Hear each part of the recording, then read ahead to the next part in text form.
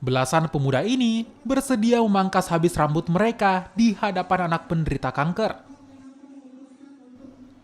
Gerakan Berani Gundul untuk kemoterapi dilaksanakan Yayasan Kasih Anak Indonesia Cabang Makassar dalam rangka peringatan Hari Kanker Sedunia.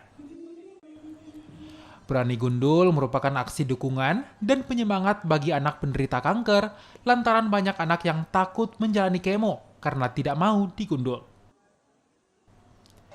Para relawan berharap anak-anak yang menyaksikan gerakan ini mau menjalani kemoterapi dan bersedia digundul. Gerakan ini juga mendapat dukungan dari orang tua anak penderita kanker. Ya ada kesulitan sih. Seperti apa kesulitannya, Bu? Kesulitannya itu kan saya sebagai orang tua tunggal harus memikirkan biaya dan tempat tinggal. Apalagi kita kan dari daerah dan adanya rumah kita sangat membantu.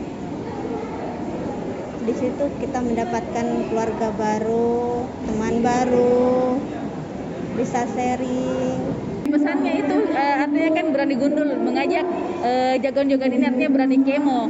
Karena kan kalau tumor kanker itu mereka mengikuti proses pengobatan atau kemoterapi. Dan kebanyakan sebagian besar ini pasien-pasien biasanya takut dengan kemo karena takut kehilangan rambut, karena rambutnya hilang begitu. Jadi artinya ini berani gundul artinya ayo kita berani kemo. Jadi karena banyak yang peduli, banyak yang support secara visual gitu. Yayasan Kasih Kanker Anak Indonesia mencatat ada 200 anak penderita dan 20 diantaranya dalam pengawasan Yayasan Kasih Kanker Anak Indonesia.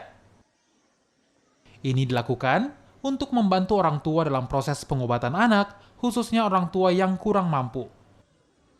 Selain mengajak peduli kanker, penyelenggara kegiatan berharap dapat menarik perhatian para donatur untuk membantu perawatan anak-anak penderita kanker. Nila Rustam, Kompas TV, Makassar, Sulawesi Selatan.